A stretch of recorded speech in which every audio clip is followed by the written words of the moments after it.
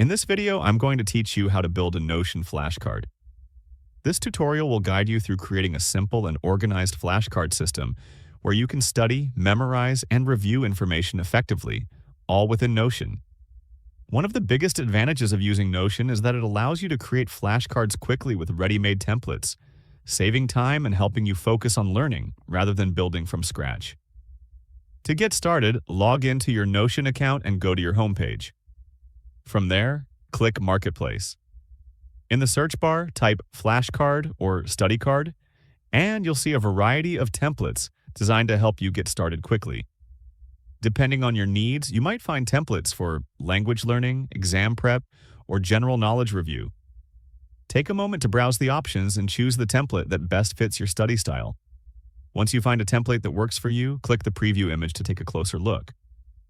Reviewing the preview image allows you to see the layout, how the question and answer sections are structured, and the overall design of the flashcard. This step is important because it ensures the template includes the features you need, such as categories, progress tracking, or spaced repetition options. After confirming that the template meets your needs, click Add. You can add it to your personal workspace to start building your flashcards immediately.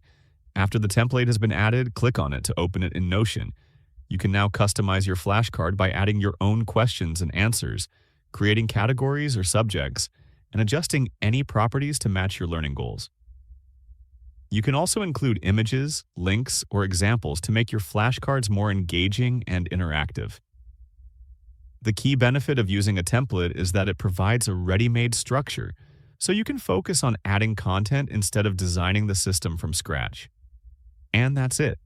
You've successfully built a Notion flashcard using a template, making it easy to study, review, and track your learning progress.